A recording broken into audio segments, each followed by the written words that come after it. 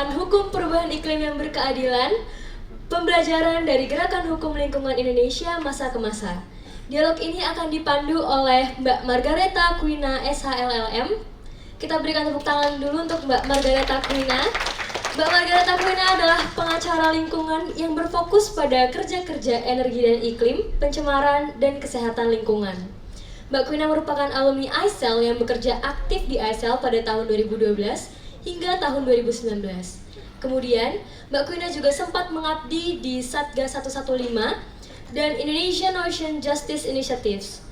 Sekarang, Mbak Quina kembali fokus pada penggunaan taktik hukum untuk mengurangi emisi karbon, memfasilitasi kolaborasi dan pembelajaran sejawat antara pengacara publik dan lembaga advokasi Indonesia dengan program International Earth Justice, firma hukum non-profit di lingkungan di Amerika Serikat. Kepada Mbak Quina, kami persilakan. Kita berikan tepuk tangan dulu dong untuk Mbak Quina. Terima kasih banyak semuanya. Selamat siang Bapak Ibu. Ini sebetulnya saya sambil mengingat-ingat dari apa-apa saja pertanyaan kunci yang akan saya ajukan. Saya sambil menghitung kursi. Karena kursinya ini jumlahnya 6. Apakah ini berarti 7? Nah, karena kursinya udah 7 mungkin bisa saya panggilkan satu-satu juga ya. Sekaligus para direktur ICEL dari masa ke masa. Untuk yang pertama mungkin saya panggilkan dari yang paling muda dulu, Rainaldo Sembiring. Rainaldo Sembiring ini direktur ICEL dari tahun 2020 kalau nggak salah ya Dodo ya. Jadi Dodo ini umurnya sejawat dengan ICEL, sepantaran. Dan Dodo ini di periodenya harus menghadapi begitu banyak permasalahan yang dihadapi oleh, kebetulan kalau misalnya ada yang satu generasi dengan Dodo, yang dihadapi oleh kita yang umurnya 30 something. Dan nanti mungkin kita akan bicara lebih lanjut lagi dengan Dodo mengenai bagaimana menjadi direktur muda dengan permasalahan yang banyak sekali tadi, perubahan iklim, artificial intelligence, masalah perubahan institusional dan lain-lain. Nah, selanjutnya saya ingin panggilkan yang termuda kedua sebelum Dodo. Ini adalah direktur terlama di ICEL, Mas Hendry Subagio. Masa jabatannya kalau nggak salah dari 2010 sampai 2020 ya, Mas Hendry. Mas Hendry dipersilahkan. Mas Hendry ini menyimpan begitu banyak lesson learn, ya tentu saja ya selama 10 tahun perjuangannya, tapi juga melihat begitu banyak transformasi institusional yang terjadi di Indonesia, bahkan terakhir transformasi Omnibus Law juga merasakan ya Mas Hendry ya, sebelum diserahkan ke Dodo. Jadi Mas Hendry banyak sekali dari sisi periode dan dari sisi perubahannya juga memang mengalami banyak sekali hal yang kemungkinan Dodo akan kembali tanyakan lagi apa-apa saja hal-hal yang bisa dipelajari dalam agenda Dodo yang berat ke depannya. Nah, selanjutnya ada Mas Rino Subagio. Mas Rino ini direktur ICEL pada tahun 2006 sampai dengan 2010. Jadi Mas Rino ini melihat permasalahan emerging problem pada saat Mas Rino mulai menjabat adalah kehutanan. Jadi melihat transisi dari isu brown ke isu green, dan juga melihat sepertinya paling banyak diskusi-diskusi di level internasional, diplomasi terkait dengan perubahan iklim itu di masanya Mas Rino ya.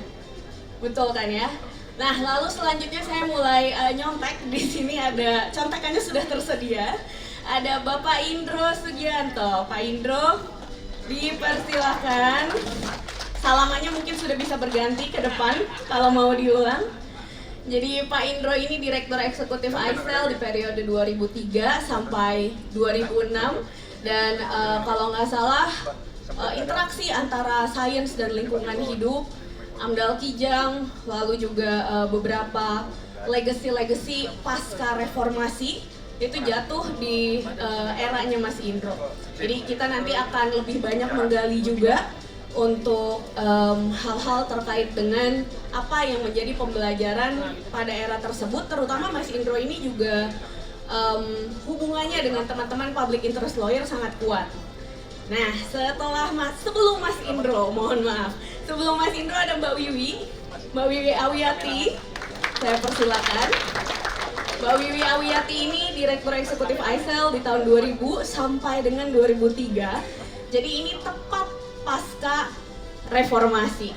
Dan Mbak Wiwi juga menghadapi begitu banyak tantangan, terutama kalau tidak salah di institusi penegakan hukumnya ya Mbak ya. Jadi reformasi kelembagaan, hal-hal yang terkait dengan bagaimana publik dari yang persepsinya terhadap hukum itu sangat berbeda di era pra-reformasi harus diubah juga. Dan tantangan reformasi birokrasi di dalam juga sangat banyak.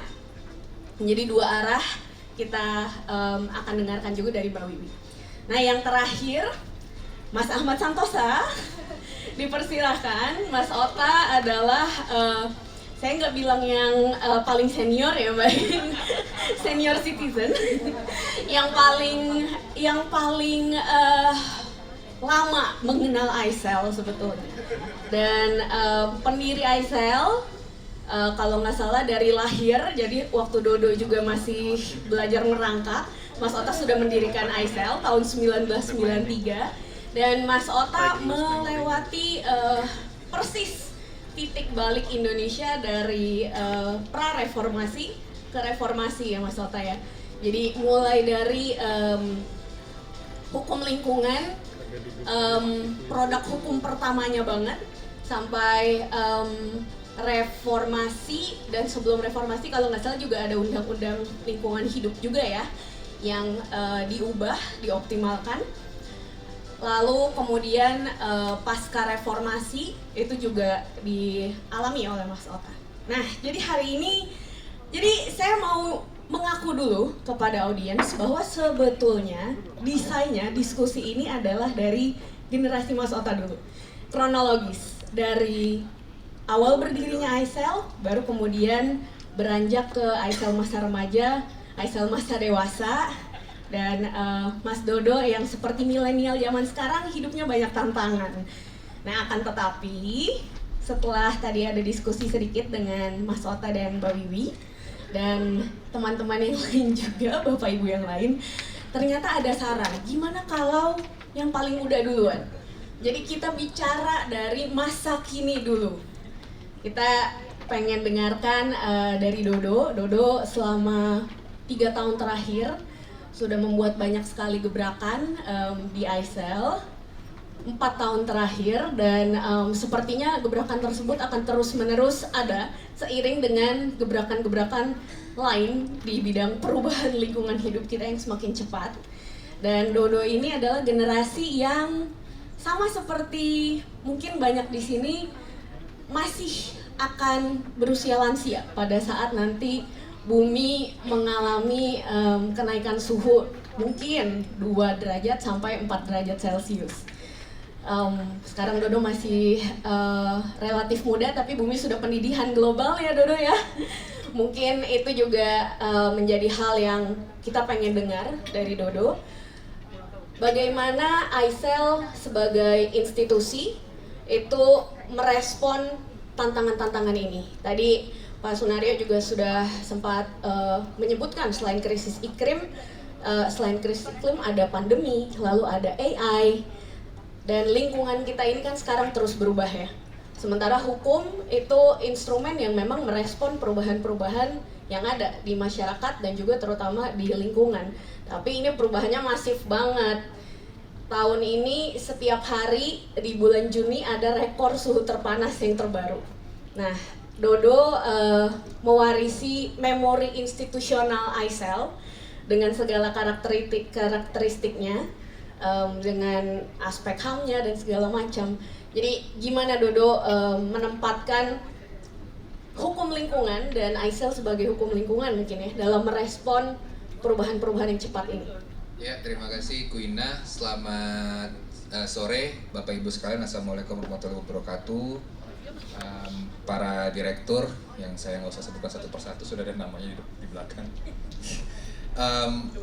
Ya, mungkin ini kesempatan yang baik buat Kuina ya, karena dia akhirnya bisa banyak ngata-ngatain saya karena moderator. Cuman begini Bapak Ibu, hal yang terpenting sekarang dari situasi yang terjadi sekarang adalah kita harus melihat secara jernih bahwa masalah lingkungan, masalah iklim itu bukan masalah tunggal, bukan satu masalah yang berdiri sendiri, dan tidak mungkin memisahkan masalah iklim dengan masalah-masalah lainnya, termasuk masalah-masalah sosial gitu. Apalagi dari banyak diskursus, dan mungkin dalam workshop juga tentunya sudah banyak didiskusikan dengan para pengajar. Masalah-masalah terkait dengan demokrasi, terkait dengan HAM, terkait dengan tata kelola pemerintahan itu juga mempengaruhi terwujudnya satu cita-cita kita akan keadilan iklim. Nah sekarang itu kita menghadapi satu situasi di mana kita menyentuh angka 1,2 derajat Celcius, batasnya 1,5. Jadi sebenarnya itu udah nggak terlalu jauh lagi. Yang lebih mengkhawatirkan sebenarnya sejak 1970 itu kelompok Roma, Meadows bersaudara sudah mengatakan bahwa bumi semakin lama itu akan mengalami tekanan karena populasinya semakin banyak, dan tekanan karena memang ekstraksi sumber daya alam akan semakin banyak, yang akan mengakibatkan adanya kelangkaan. Jadi kelangkaan itu adalah sesuatu yang perlu juga didiskusikan terus-menerus, karena kelangkaan itu pasti akan berujung kepada situasi-situasi tidak baik. Dalam bahasa yang sangat mengerikan sebenarnya akan berakhir kepada kepunahan gitu. Tapi situasi yang seperti itu sebenarnya kita sekarang punya momentumnya.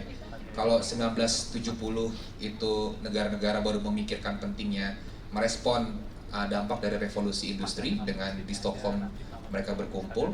1987 kelompok Brundtland itu baru bisa menghasilkan satu konsep yang kemudian berkembang terus-menerus sebagai pembangunan berkelanjutan, kemudian diturunkan dalam tipologi-tipologi lebih dalam. Sekarang itu perhatian publik terhadap isu iklim dan isu lingkungan itu sudah banyak, kira-kira begitu. Semuanya sudah berbicara, kelompok muda banyak, kelompok akademisi banyak, kelompok penegak hukum sudah paham begitu. Nah, hanya saja kita perlu meletakkan atau mendudukkan bahwa krisis iklim itu tidak berdiri sebagai satu krisis sendiri, sehingga untuk mencapai penyelesaian terhadap masalah-masalah iklim adalah kita memastikan kondisi pemungkin. Mas Ota, saya belajar dari Mas Ota justru, kondisi pemungkin seperti demokrasi kita harus semakin baik, tata kelola pemerintahan harus semakin baik, rule of law kita harus tetap terjaga. Nah itu yang harus berjalan beriringan. Dan untuk poin itulah menurut saya ICEL tidak mungkin berjalan sendiri juga begitu. ICEL harus berkelindan bersama dengan organisasi masyarakat sipil lainnya. Yang kedua, ICEL juga harus terlibat dalam isu-isu memperjuangkan demokrasi yang lebih baik. Itu Wina, terima kasih. Terima kasih banyak Dodo. Jadi ini tadi Dodo sudah menyebutkan nih beberapa memori institusional yang membentuk karakteristik advokasi perubahan iklim yang sekarang moga-moga ICEL akan menyebarkan lebih luas lagi ya ke gerakan. Dan sepertinya saya tangkap beberapa karakteristik ini, intersectionality, itu sepertinya menjadi karakteristik gerakan yang ada sekarang ya. Nah Dodo, saya ingin menggali lebih banyak nih tentang memori institusional ICEL yang Dodo warisi. Tadi Dodo menyebutkan dari Mas Ota, dan saya yakin dari setiap generasi direktur ada banyak memori institusionalnya. Tapi saya ingin tanyakan apa sih memori institusional utama, misalnya kayak 3 lesson learned utama dari sekian banyak, dari 30 tahun pembelajaran ICEL mendorong perubahan hukum lingkungan yang menurut Dodo paling relevan di dalam mendorong perubahan-perubahan agar kita bisa lebih tangguh di dalam perubahan iklim ini ke depannya, terutama dalam hal instrumen hukum. Oh, memori institusional ya? Iya. Oke. Ini berarti kayak konteksnya kayak kebijakan, legal framework gitu ya? Betul, termasuk juga pembelajaran-pembelajaran dari kerja-kerja ICEL sebelumnya yang mungkin apakah sekarang perlu direvisit atau perlu ditingkatkan lagi, di upscale lagi? Ya, sebenarnya kalau pertanyaan yang terakhir tadi itu pasnya ke Mas Ota, karena Mas Ota selalu ingin merevisi hukum lingkungan. tapi poin saya begini, yang pentingnya ya bahwa infrastruktur kita itu sudah tersedia dengan cepat. Jadi kita membicarakan hak atas lingkungan hidup yang baik dan sehat itu jauh lebih cepat sebelum global mengakuinya sebagai HAM ya. Gitu. Sebelum undang-undang konstitusi kita 45 mengatur hak atas lingkungan hidup yang baik dan sehat sebagai bagian dari HAM, hak itu sudah diatur sebenarnya sejak undang-undang lingkungan hidup pertama 482 itu di pasal 5 disebutkan. Kemudian di undang-undang HAM dimasukkan sebagai bagian hak untuk hidup. Nah, problemnya adalah memang, karena sini banyak Bapak Ibu pengajar juga, problemnya adalah, mungkin bukan problemnya, tapi sebuah hal yang perlu kita perkuat ke depannya. Kita memerlukan banyak produk-produk pengetahuan, kekayaan pemikiran untuk mewarnai itu. Nah, menurut saya itu infrastruktur hak kita sudah tersedia, itu satu. Infrastruktur penegakan hukum, pasal-pasalnya juga sudah tersedia. Jadi kalau kita baca dari tahun 482 ke sini, di sini ada teman-teman dari KLHK gitu kan, ada Prof. Andri. Strict liability itu sudah ada sejak tahun 482. Tapi dia baru bisa teroperasionalisasikan dengan cukup pas, kira-kira begitu ya, teroperasionalisasikan dengan pas. Itu mungkin tahun-tahun 2015, 16, ketika sudah banyak kasus-kasus kebakaran hutan dan lahan. Jadi infrastruktur yang pertama terkait dengan hak, terkait dengan penegakan hukum, yang terakhir itu sebenarnya menurut saya yang sangat mendukung itu adalah dari gerakan masyarakat sipilnya sendiri. Dan gerakan masyarakat sipil ini bukan cuma teman-teman masyarakat sipil, maksudnya NGO, tetapi juga dengan kampus, dengan akademisi. Nah, proses-proses itu yang menurut saya ICEL itu tidak mungkin ada terus eksis selama 30 tahun kalau kami tidak melakukan proses kolaborasi dengan Bapak Ibu semua, kira-kira begitu. Jadi 3 hal itu yang paling sedikitnya ya, infrastruktur penegakan hukumnya, infrastruktur haknya, dan yang terakhir infrastruktur terkait dengan gerakannya. Nah, yang perlu kita pastikan, karena ini sekarang adalah tahun 2024, mau maju ke pemilu, komitmen politiknya. Nah, semua pemilu-pemilu itu di negara-negara yang punya peran besar terkait dengan keutuhan iklim global, Brazil, Amerika, selalu yang diangkat adalah masalah-masalah terkait dengan bagaimana komitmen presiden terpilih terkait dengan iklim. Nah, itu yang kita perlu perjuangkan lebih detail. Terima kasih. Mantap sekali Dodo jawabannya. Dan ini saya catat ada beberapa hal yang kelihatannya penting banget untuk kita ingat bersama, bahwa modalitas kita yang kita dapatkan dari warisan gerakan hukum lingkungan periode sebelum sekarang itu ternyata sangat advance. Terutama dari sisi hak asasi manusia ya Dodo, tadi Dodo juga sampaikan dari sisi HAM itu kita sudah mengakui hak atas lingkungan hidup yang sehat sejak 1982. Dan juga infrastruktur penegakan hukum itu merupakan aset yang kita juga sudah miliki dan cukup advance ya.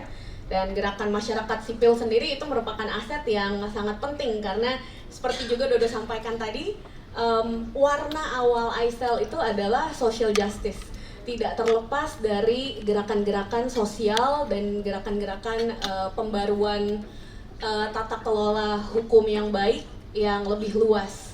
Jadi ini beberapa karakteristik kunci yang saya catat. Dodo tadi beri catatan khusus untuk tahun politik ini, bagaimana kita sebagai gerakan punya PR besar untuk mendorong komitmen substantif maupun proses ya Do ya, yang memang kuat dari pemimpin negara dan juga mungkin dari legislatif ya. Nah, saya ingin mundur sedikit ke Mas Henry. Mas Henry di tahun 2010 sampai dengan 2020 ini mengalami banyak sekali beberapa perubahan pemimpin juga. Sebetulnya menyambung ya, jadi maksudnya begini, bahwa yang terjadi di era saya itu adalah satu proses dinamika yang berkesinambungan, yang banyak sekali sebetulnya pikiran-pikiran dan gagasan-gagasan itu justru saya warisi. Jadi mulai dari Pak Ota ini direktur yang sesungguhnya, kami pengganti saja sebetulnya.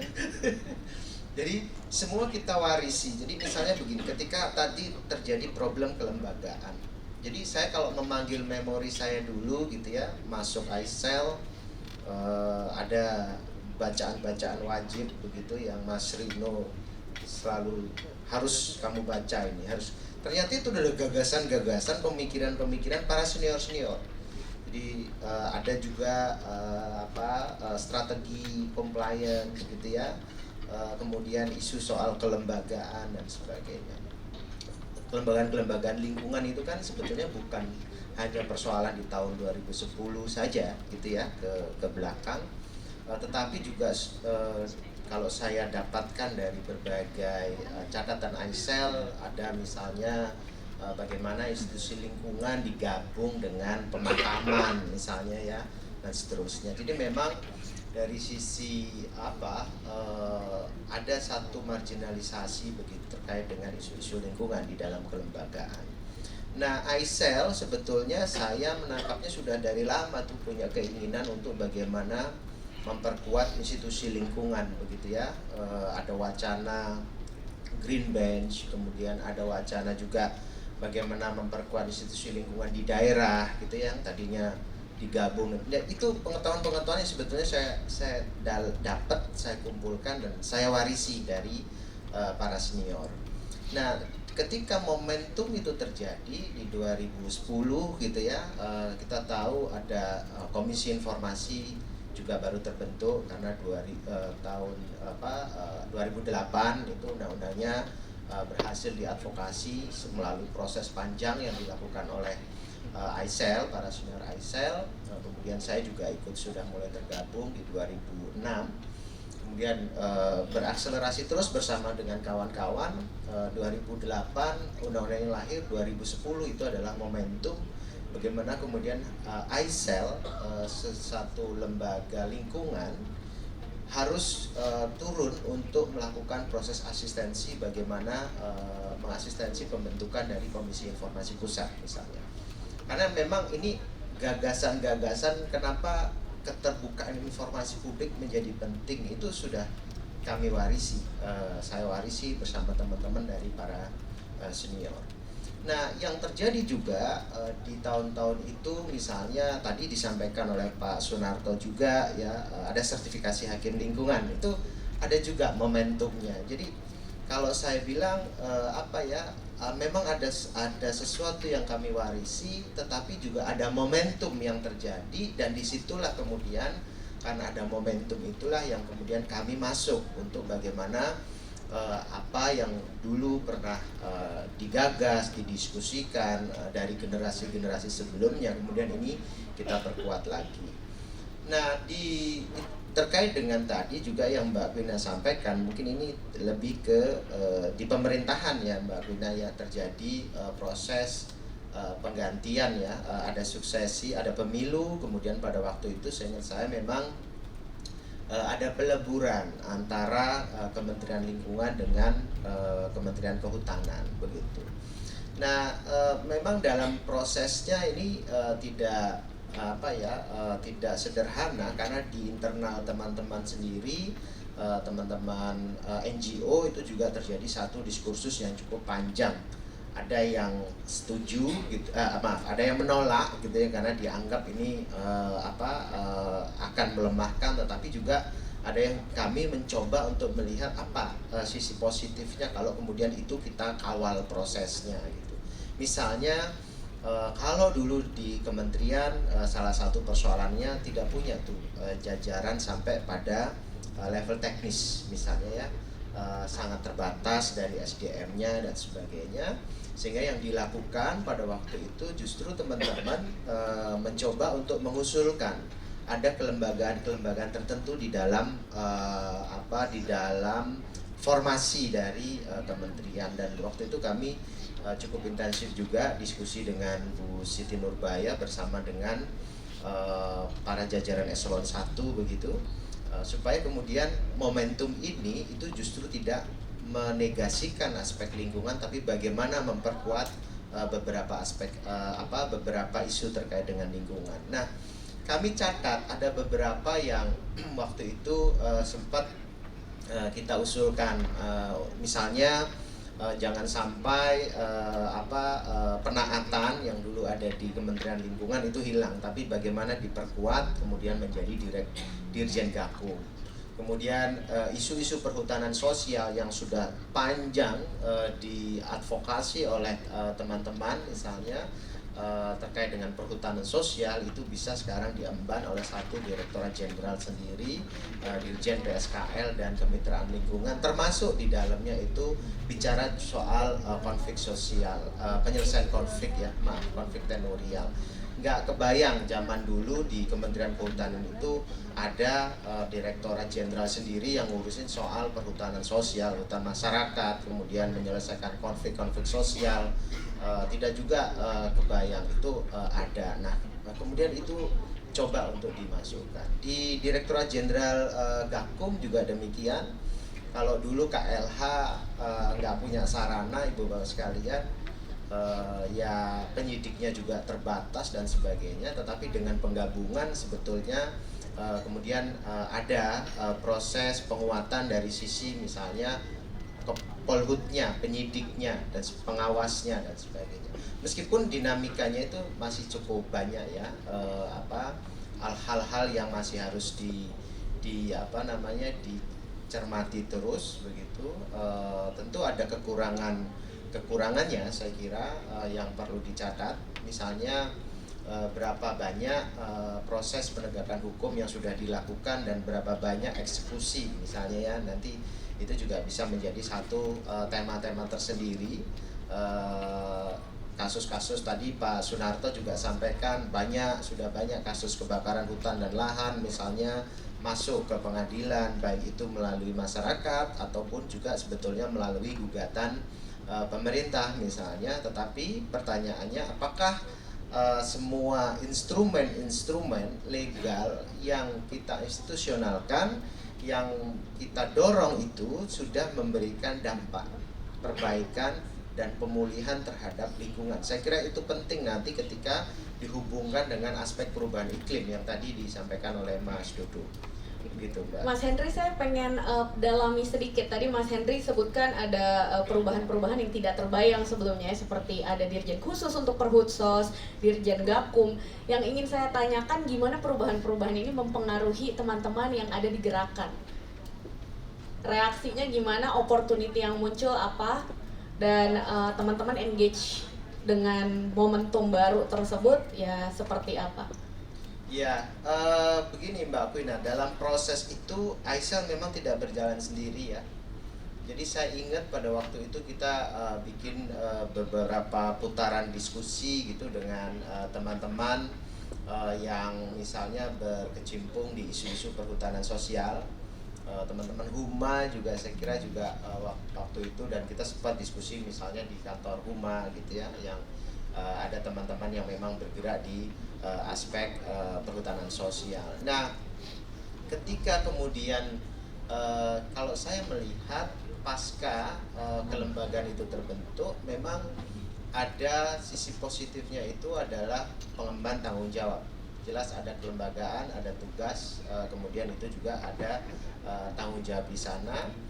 Dan beberapa hal sebetulnya kalau misalnya ya di isu perhutanan sosial itu jelas, setidaknya bagi teman-teman begitu ya yang bergerak di isu perhutanan sosial itu akan berhubungan dengan siapa gitu ya, akan berkomunikasi dengan siapa, dan kemudian menyampaikan semua gagasan dan persoalan.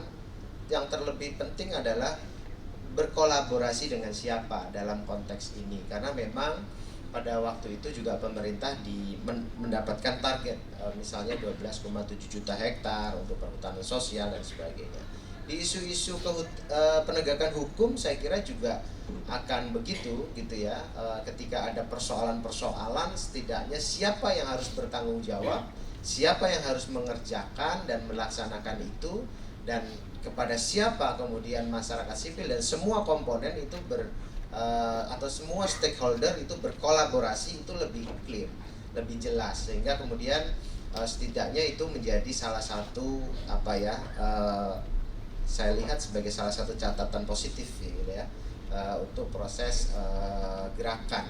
Meskipun tentu tingkat kritis kita tidak boleh menurun, karena ketika teman-teman masuk melakukan proses kolaborasi, tentu yang harus dilihat adalah bagaimana outcome yang kemudian sudah muncul hingga saat ini gitu ya. Makanya saya kalau sekarang ini ditanya berapa gugatan yang menang di pengadilan, saya nggak terlalu happy gitu, karena saya pikir sekarang harusnya bicaranya berapa hektar misalnya kerusakan atau dampak dari kebakaran itu bisa dipulihkan. Harusnya sudah sampai ke sana begitu ya, karena tentu 2015, 2016 itu era itu sudah lewat, karena saya pikir gugatan ratusan triliun dan sebagainya sudah banyak yang menang gitu ya. Tetapi mari kalau kita refleksikan dalam konteks misalnya perubahan iklim, apakah kemenangan-kemenangan itu sudah memberikan dampak terhadap pemulihan lingkungan, karena situasinya saya kira sudah tidak sama lagi seperti dulu, kita sudah masuk ke situasi yang sangat krisis itu saya kira. Terima kasih banyak Mas Henry, dan ini sesuatu yang sangat menarik untuk menjembatani ke Mas Rino sebetulnya, karena tadi salah satu yang saya tangkap dari apa yang disampaikan Mas Henry adalah metrik mengenai keberhasilan, sukses indicator dari tiap generasi itu selalu berubah sesuai dengan zamannya. Dan beberapa reforms yang tadi terkait dengan kehutanan sebetulnya tidak terlepas dari tantangan yang muncul pada saat masa Mas Rino menjabat menjadi Direktur ICEL. Mas Rino ini kalau nggak salah pada saat rame-ramenya isu kehutanan dan illegal logging itu mulai rame banget diperbincangkan dan mulai berbaur dengan beberapa prioritas sebelumnya yang lebih banyak ke industrial dan pencemaran ya Mas Rino ya kalau nggak salah. Ini seperti kita dipaksa melakukan kelas balik apa yang sudah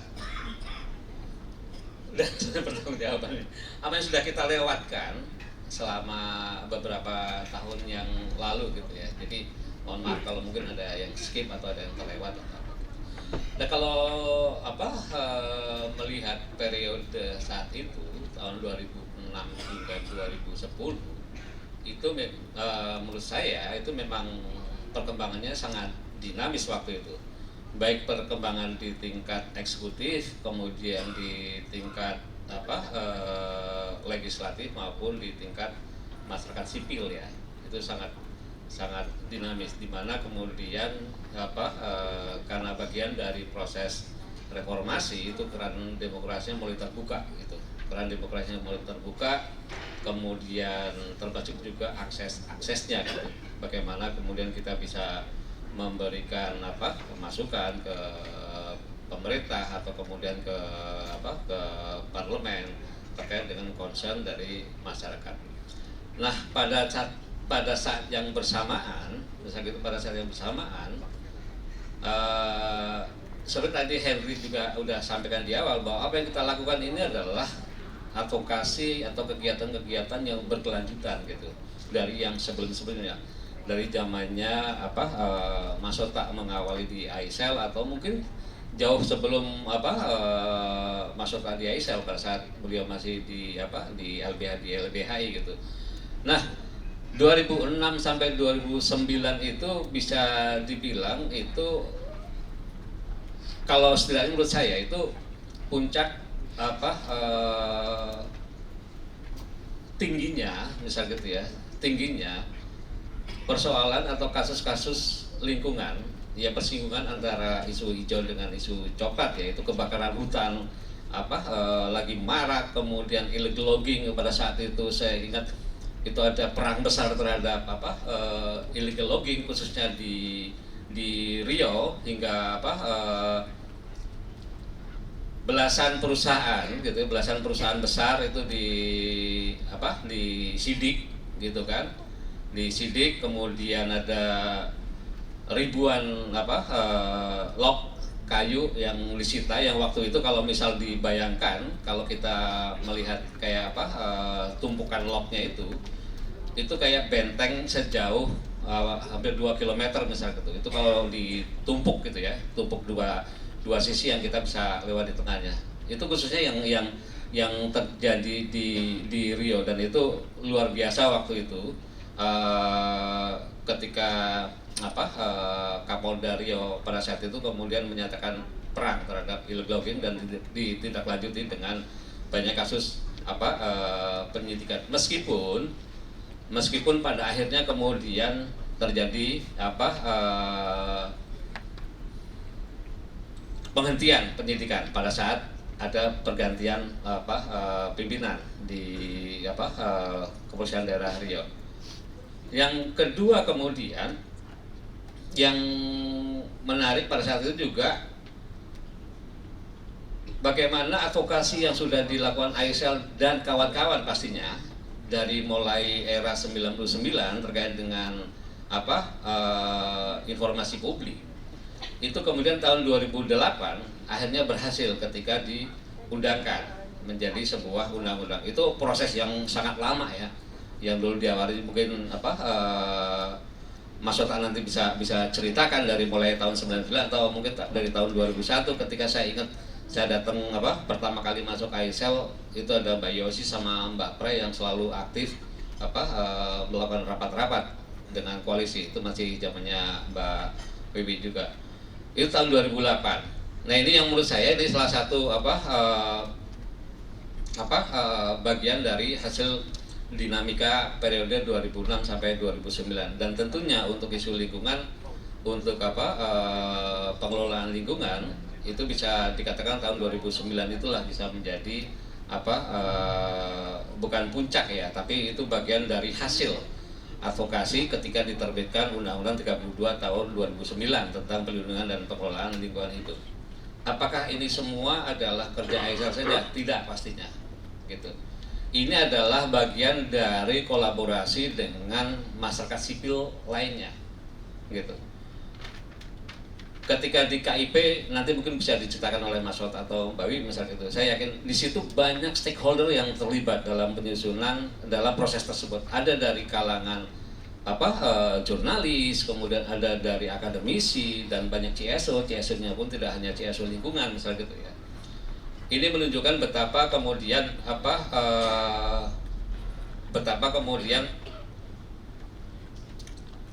stakeholder ini menganggap bahwa isu informasi publik atau kebebasan informasi itu menjadi sebuah hal fundamental yang harus diperjuangkan bersama. Nah, yang mau saya tambahkan kedua ketika dengan Undang-Undang 32 juga sama. Waktu itu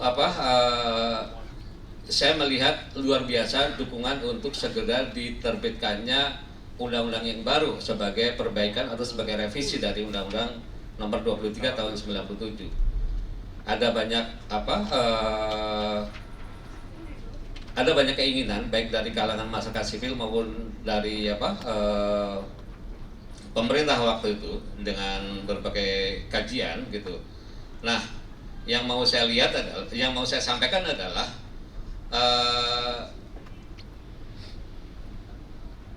berbagai kelompok masyarakat sipil menurut saya ini yang waktu itu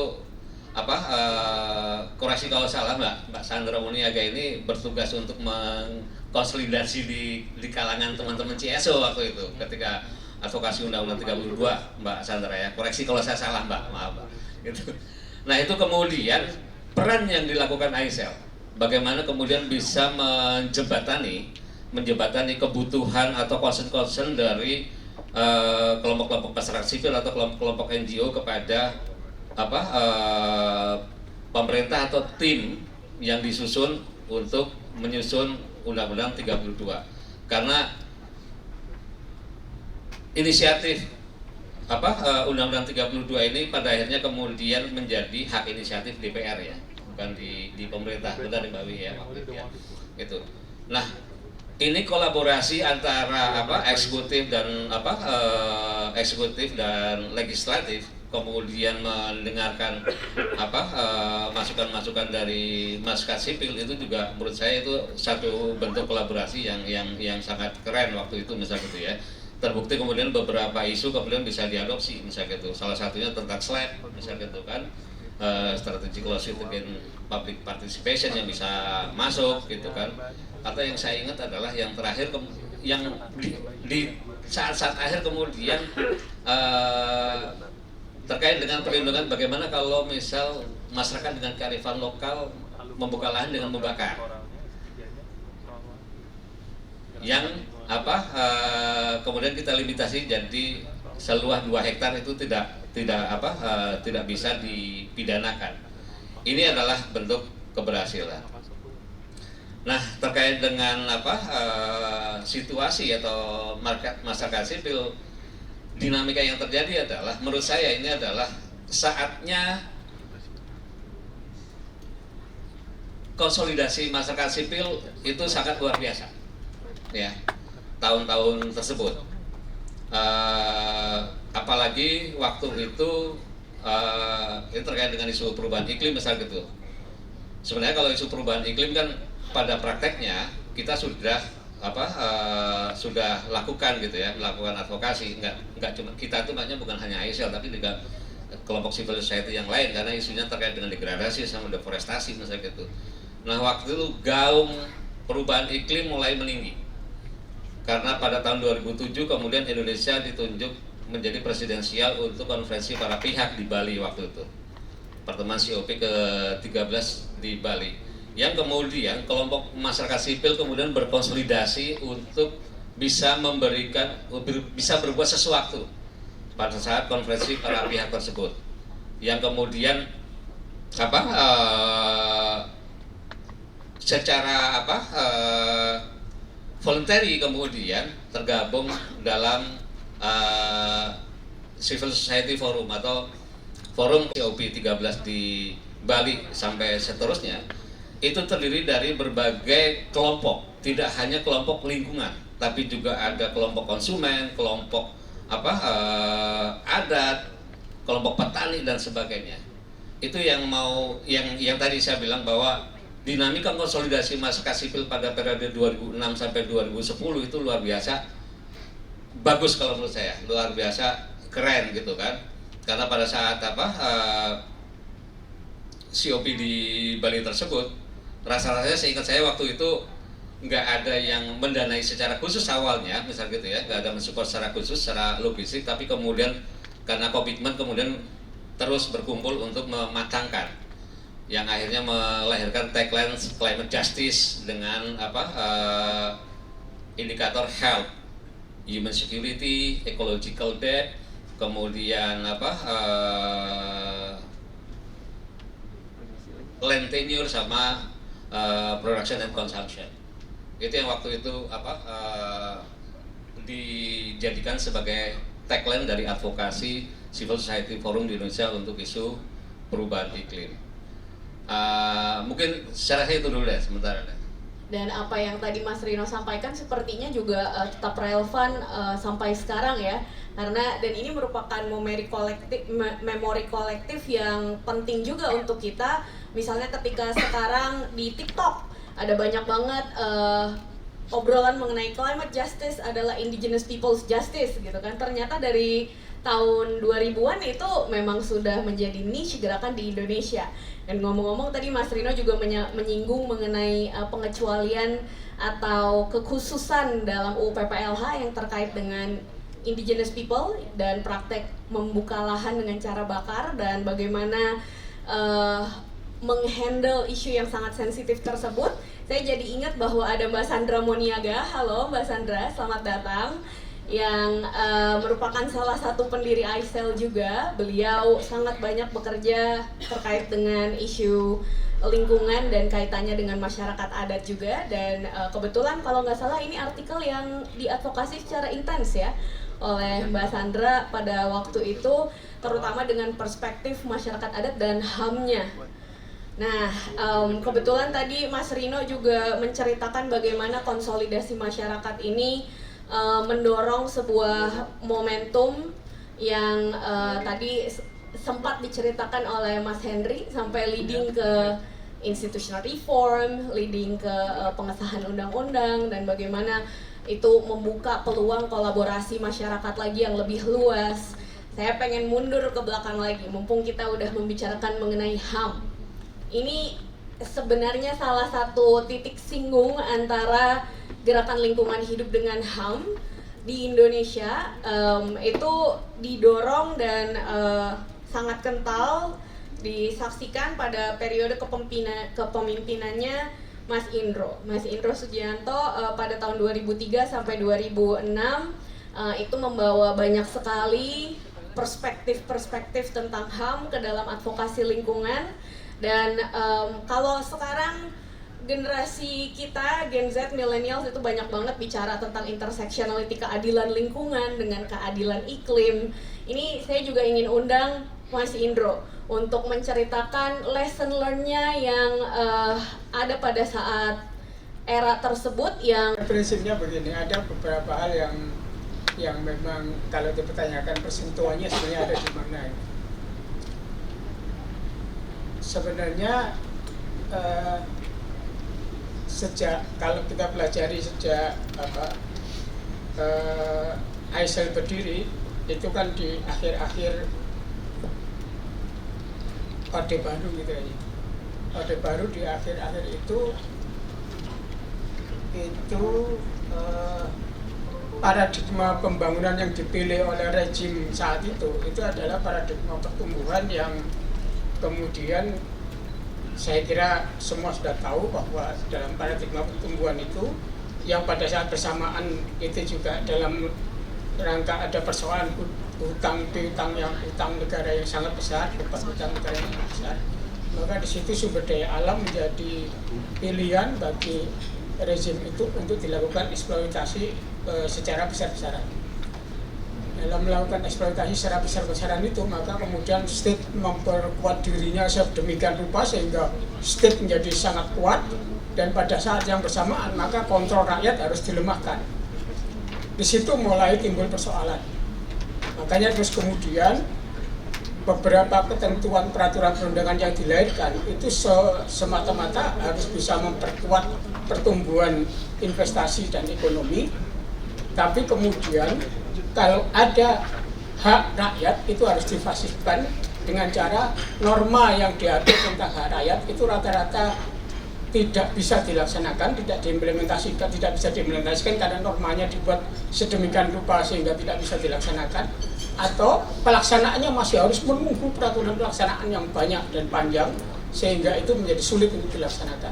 Itu politik yang dimainkan di masa-masa itu. Disitulah mulai ada perbenturan ketika kemudian rakyat yang sampai waktu itu kita ingat benar tema Walhi yang dimuat di awal-awal era pendirian ISEL itu kan siapa untung siapa buntung gitu. Jadi masyarakat ada juga dimunculkan jaringan masyarakat korban pembangunan Indonesia itu muncul itu. Jadi gerakan-gerakan semacam itu muncul. Nah ini di sini menunjukkan bahwa memang politik rejim saat itu memang memilih untuk tadi itu memperkuat pertumbuhan ekonomi yang kemudian harus melemahkan kontrol rakyat. Nah pada sinilah ini ya mulai terjadi perbenturan yang tadi disebutkan itu akan bersinggungan dengan hak asasi rakyat. Nah oleh karena itu kemudian di situ di tahap itu maka ISEL memainkan peran untuk memperkuat hak rakyat ini gitu. Makanya banyak gugatan-gugatan di awal ISEL itu adalah misalnya tentang hak organisasi lingkungan, itu mulai diperkuat bagaimana caranya bisa memperkuat itu. Hak kontrol rakyat, partisipasi peran rakyat dalam alokasi sumber daya alam itu mulai diperkuat. Gugatan-gugatan banyak mengarah ke sana. Saya ingat betul waktu itu Mas Ota dari Kanada jauh-jauh datang ke Surabaya ketika kita mengajukan gugatan, itu gugatan pertama yang saya ingat betul, yang betul-betul murni sampai sekarang saya belum melihat ada gugatan semacam itu. Gugatan Kali Surabaya yang menuntut misalnya di sepanjang Kali Surabaya itu dipasang alat pengelola limbah yang dibeli alarm, kemudian alarm itu akan bisa berbunyi ketika ada pelanggaran pembuangan limbah ke Kali Surabaya, dan itu memberi hak masyarakat sekitar untuk masuk ke dalam pabrik untuk memeriksa. Sampai pada begitu. Jadi betul-betul ingin dimurnikan. Konsultasi publik mulai diluruskan kembali ke ruhnya supaya tidak ada konsultasi publik yang hanya memakai absen 17 Agustusan. Itu terjadi semacam itu. Kemudian informasi yang benar yang bagaimana itu juga mulai diintrodusir. Makanya kita waktu itu juga tadi nyambung apa yang disampaikan oleh Mas Lino maupun Mas Hendri, ada indikator-indikator yang disebut informasi publik.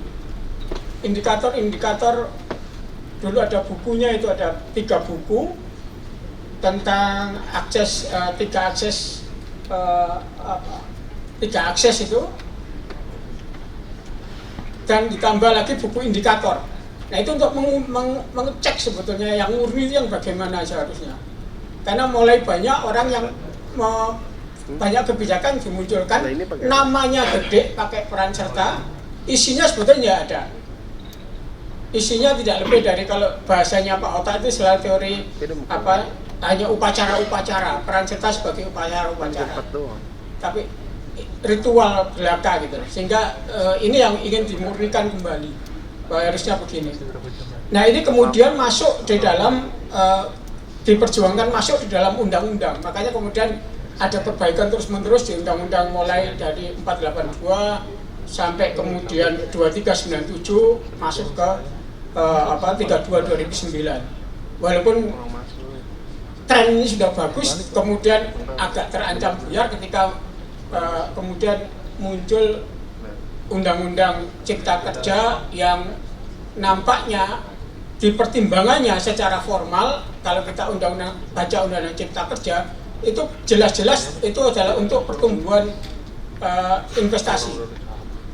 Jadi itu kayaknya kembali lagi itu masa-masa yang dulu ya, memfasilitasi pertumbuhan ekonomi, dan kemudian nanti konsekuensinya pasti akan menghilangkan atau mengurangi atau mempasifkan setidaknya hak rakyat atas pembangunan. Nah ini yang memang ke depan harus mulai dipelajari betul, karena kita sudah melihat gejala-gejalanya itu. Jadi di mana norma-norma yang memberikan kekuatan kepada rakyat untuk bisa melaksanakan peran sertanya ini mulai dipasifkan. Entah itu derajatnya diturunkan, derajat kekuatan hukumnya atau kekuatan daya paksanya diturunkan, atau yaitu yaitu sulit diimplementasikan gitu. Sekarang AMDAL sudah mulai dilemahkan kayak begitu, konsultasi publik sudah mulai dikembalikan ke era sebelum Undang-Undang 23 ya, ke era sebelum Undang-Undang 23 itu mulai diturunkan kembali semacam itu. Nah ini yang harus ke depan yang menjadi tugas yang penting saya kira untuk bisa mengembalikan lagi agar rakyat bisa berdaya kembali dalam rangka melaksanakan itu. Dan untuk melaksanakan itu semua, saya ingat pesan almarhum Prof. Kusnadi yang juga dikutip oleh almarhum Prof. Siti Sundari dalam bukunya itu selalu mengingatkan bahwa ini memang kalau tadi dibilang ada bahasa kolaborasi, ini memang betul gitu loh. Jadi antara rakyat, masyarakat sipil dengan masyarakat sipilnya, kemudian akademisi, dan kemudian para hakim penegak hukum, ini harus dalam satu kolaborasi untuk bisa menciptakan gerakan hijau dan untuk melakukan apa yang menjadi cita-cita bersama untuk melahirkan keadilan dalam soal lingkungan ini. Jadi tidak bisa sendiri-sendiri memang. Itu kalau kita baca-baca dari pemikiran Prof. Kusnadi yang juga kemudian dikutip oleh Prof. Siti Sundari. Saya kira itu. Terima kasih banyak Pak Indro. Ini sepanjang Pak Indro tadi bercerita, saya yakin satu ruangan seperti deja vu ya. Kok kayak kenal ya gejala-gejala yang tadi diceritakan. Dodo saya yakin deja vu banget tuh, udah senyum-senyum.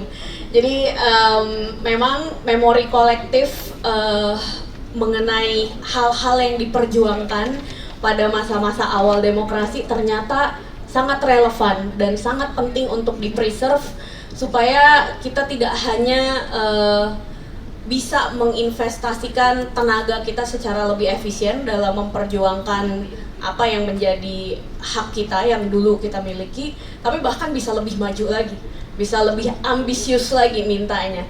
Kalau dulu hak akses ternyata bisa sampai masuk ke publik, ke pabrik untuk memeriksa pollution dari pencemar Kali Surabaya, Mungkin sekarang di sini warga Jakarta ada yang jadi terinspirasi mendengarkan ceritanya Mas Indro untuk apa yang harus dilakukan dalam memeriksa emisi cerobong atau pembakaran sampah misalnya.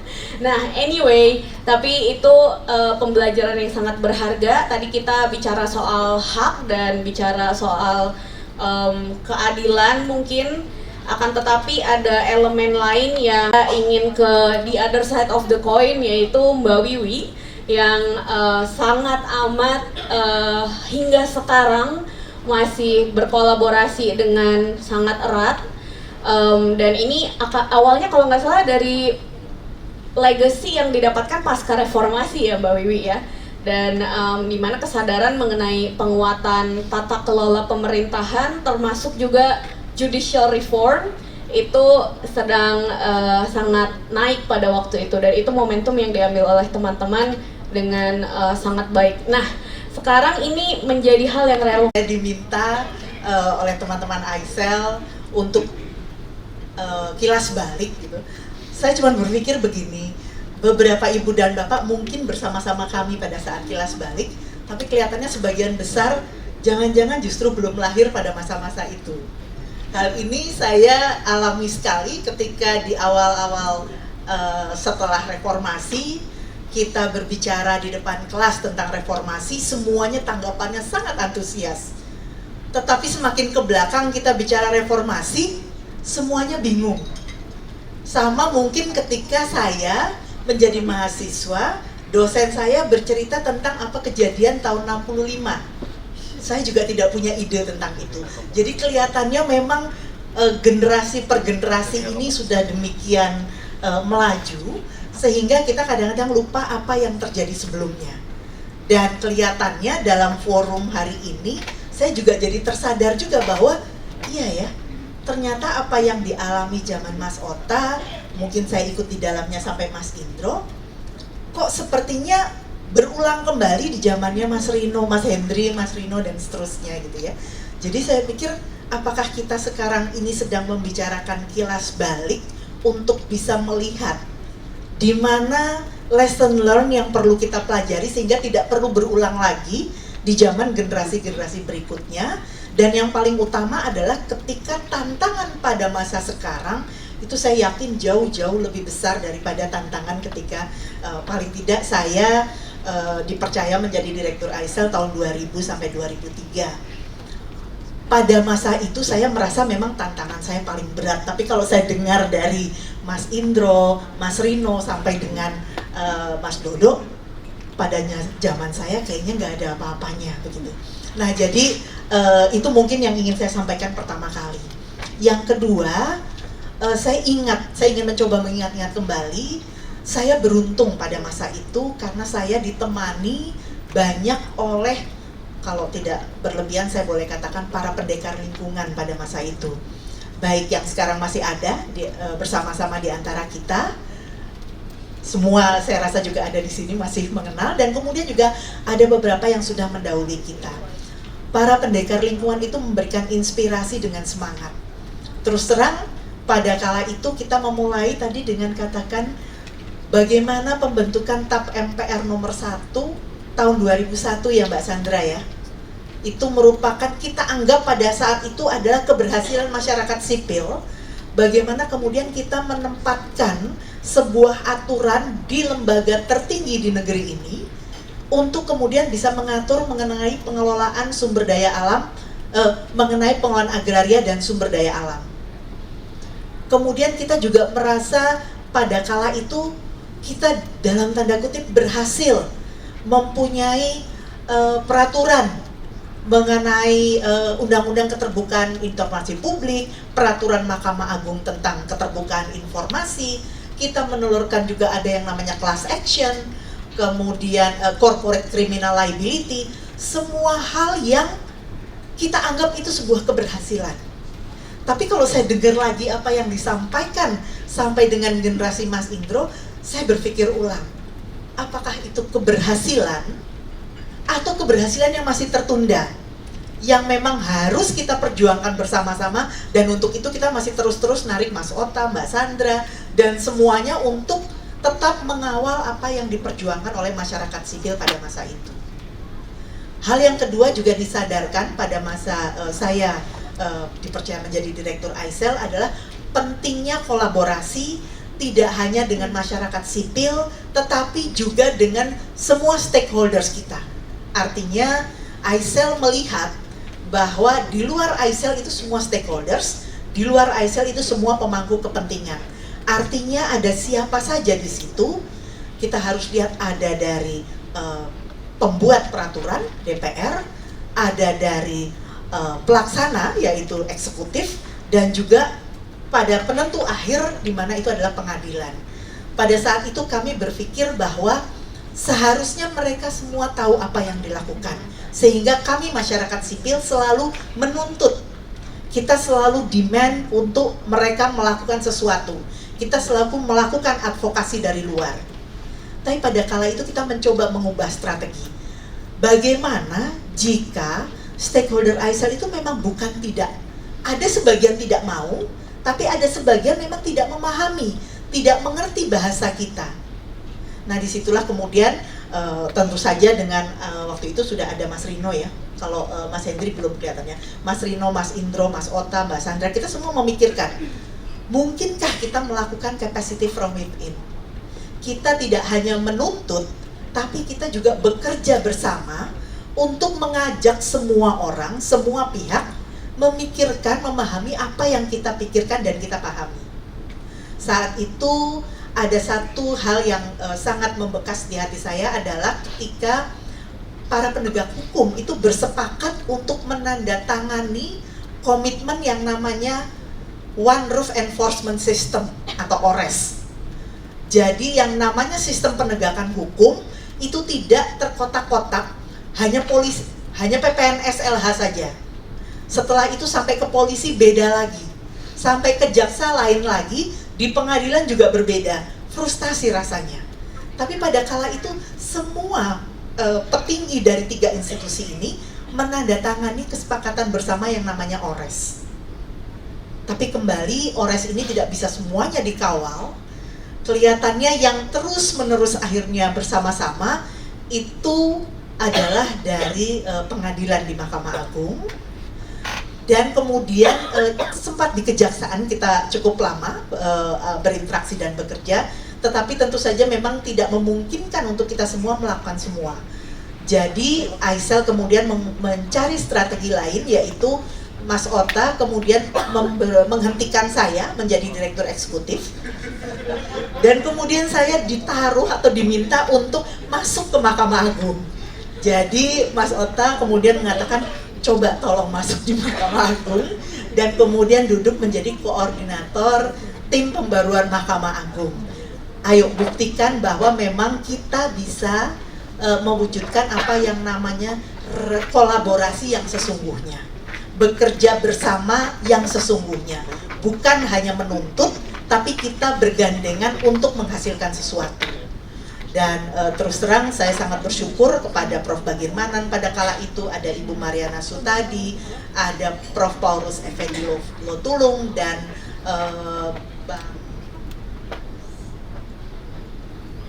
Bang Arman itu maksudnya namanya, Bapak Abdurrahman Saleh, yang dimana paling tidak 4 champion di pengadilan saat itu kemudian menerima masyarakat sipil untuk duduk, masuk, dikasih kursi, dikasih kantor di dalam Mahkamah Agung.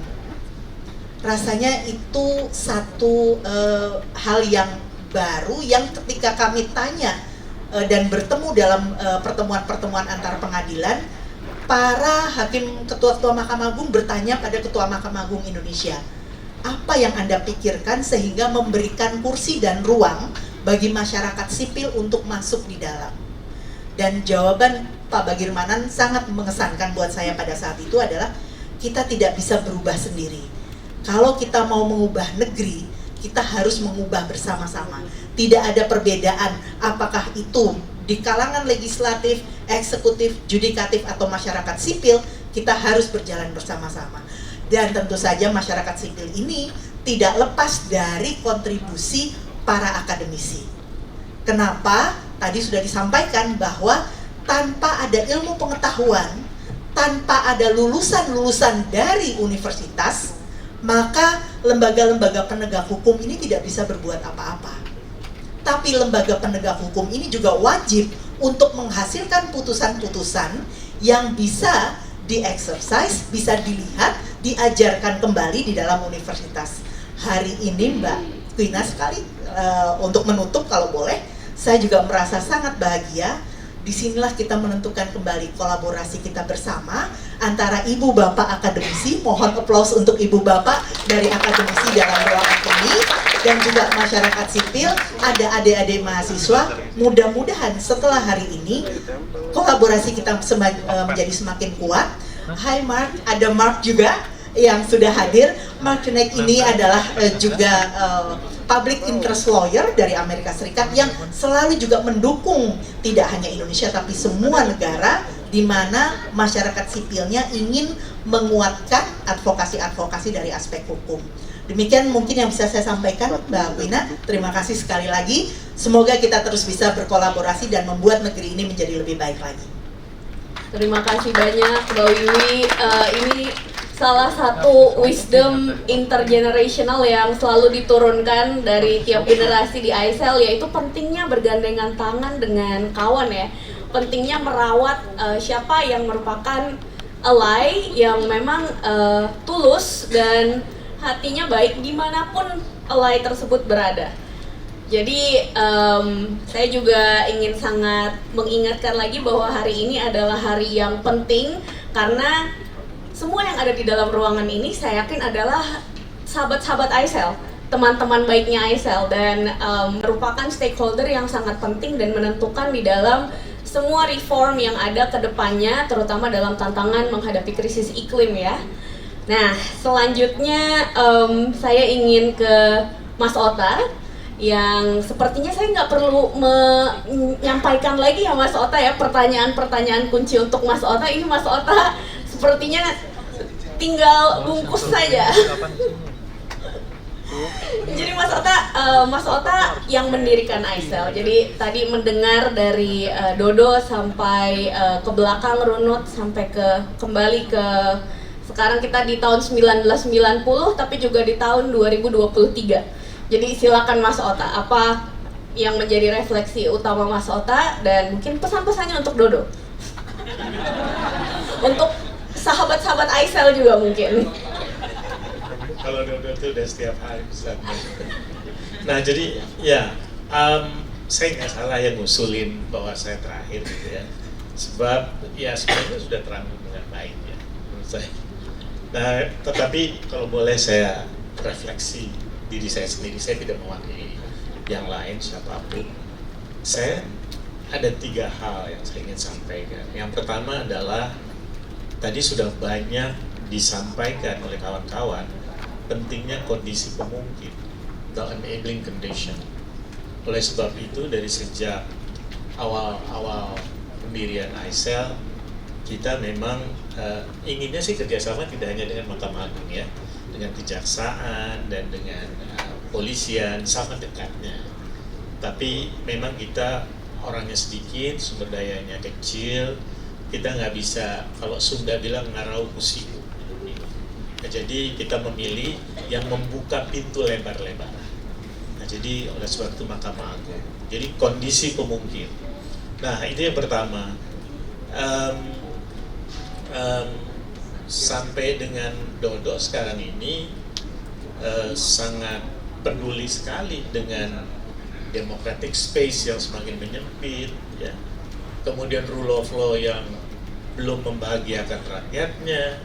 Yang ketiga good governance, terutama anti korupsi yang sedang regression saat ini.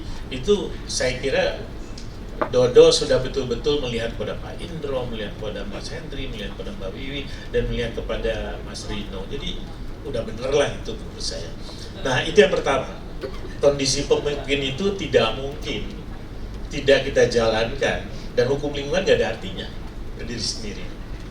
Yang kedua adalah ini kegagalan kita, kegagalan saya lah sebagai orang tua. Bu Sandra juga kan, sama orang tua kita, cari teman gitu. Nah jadi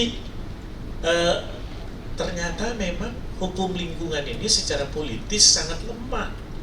Kalau hukum lingkungannya bagus, tapi hukum di bidang korporasi, hukum di bidang lain-lainnya, begitu ya, sumber daya alam lainnya, itu beda sama sekali dengan paradigma hukum lingkungan kita.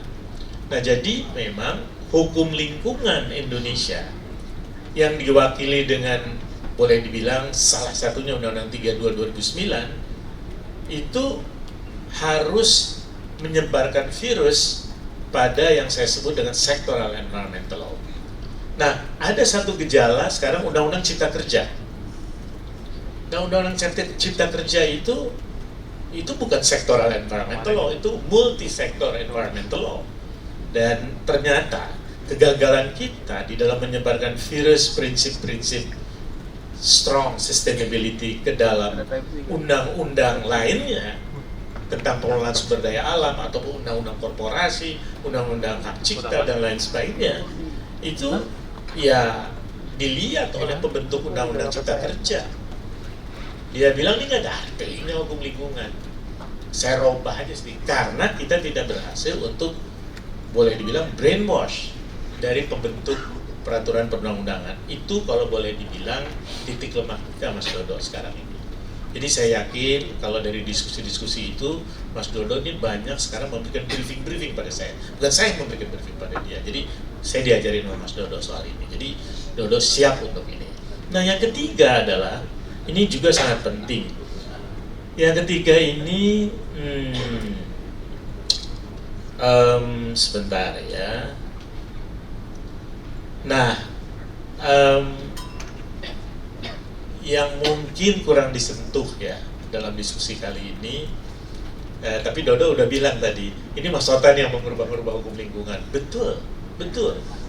Karena sejak ICEL berdiri tahun 93, kita masih sibuk bagaimana yang menormakan prinsip-prinsip sustainable development. Pada saat sekarang kita belum selesai menormakan bagaimana menormakan precautionary principle, menormakan intergenerational equity, menormakan intragenerational equity, menormakan apalagi banyak hal ya. Nah, sekarang kelihatannya sudah bukan itu lagi prioritasnya. Tadi Mas Dodo menyebutkan, bukan Mas Dodo saja, Pak Waka mengatakan kalau UN Secretary General ini sekarang sudah kita menghadapi triple planetary crisis. Kalau para saintis pada tahun 2000-an itu Profesor Rockstorm, Stephen, dan Stockholm Resilience Center itu mengatakan planetary boundaries. Jadi ada 9 batas aman agar umat manusia bisa hidup nyaman di bumi ini. Tetapi kalau menurut konsep planetary boundaries, dari 9 batas 5 sudah terlewati. Bukan berarti nggak bisa ditarik kembali masukin ke batas itu, within the boundary. Tapi sekarang seperti itu. Climate change, 3 ditemukan oleh Rockthorpe, 1 ditemukan oleh Stephen, yaitu land use change, ya seperti perubahan alih fungsi lah begitu ya. Itu sudah kelewat batas. Dan yang terakhir tahun 2022 adalah polusi. Nah, jadi menurut saya pertanyaannya, apakah hukum lingkungan yang kita tekuni sekarang itu masih up to date atau sudah outdated? Kalau menurut saya sudah outdated sebagian. Bukan berarti semuanya tidak bisa dipakai. Tadi dibicarakan oleh Mbak Wiwi, oleh teman-teman yang lain, ada strict liability, corporate criminal liability, class action. Saya kira itu masih relevan lah. Tinggal Indonesia itu kan pertanyaannya bagaimana melaksanakan ini. Sehingga peraturan Mahkamah Agung yang tadi diumumkan oleh Pak Narto menurut saya penting. Itu low hanging fruits tuh. Itu juga bantuan dari ICEL. Terima kasih banyak buat Mas Henry yang terakhir mengerjakan ini, dan Mas Dodo banyak sekali terlibat soal penyusunan perma maupun bersama teman-teman di Auriga itu menyusun pedoman penanganan perkara lingkungan hidup di Kejaksaan. Nah, jadi menurut saya bagaimana hukum lingkungan ke depan yang harus dikembangkan. Yang pertama adalah kita sudah jelas sekali bahwa kalau satu demi satu prinsipal di dalam deklarasi Stockholm dan deklarasi Rio yang menginspirasi pengembangan hukum lingkungan baik di tataran internasional maupun regional maupun nasional, itu semuanya adalah mendukung heavy economic growth. Dan kalau ada aspek lingkungan hidup, kalau ada aspek social justice, itu subsistem dari economic development, subsistem dari heavy economic growth. Nah, tadinya kita masih ragu apa betul di Indonesia begitu. Setelah Undang-Undang Cipta Kerja, itu evident yang sangat obvious bahwa itu manifestasi dari heavy economic growth development. Jadi itu. Nah, jadi bagaimana hukum lingkungan yang beda dengan 1.0 yang selama ini kita pelajari, kita kerjakan. Yang pertama menurut saya yang harus diakui, mungkin udah saatnya kita melakukan beyond anthropocentrism. Kalau tidak terlalu radikal saya mengatakan ecocentrism. Beyond anthropocentrism. Nah, beyond anthropocentrism ini saya melihat memang human being adalah commander in chief-nya. Jadi other living beings itu men-serve human being. Dan di situ kan kelihatan sekali bahwa tidak diakui adanya interdependency antara human being dan other living beings. Nah, itu satu. Yang kedua adalah menurut saya ya hukum lingkungan ke depan ya tidak bisa lagi kita sibuk dengan hukum lingkungan yang disebut dengan Undang-Undang Perlindungan Pengelolaan Lingkungan saja, tapi juga itu harus tersebar ke dalam seluruh rejim hukum yang ada, yang khususnya terkait langsung dengan economic development. Nah, jadi saya kira yang tiga terakhir,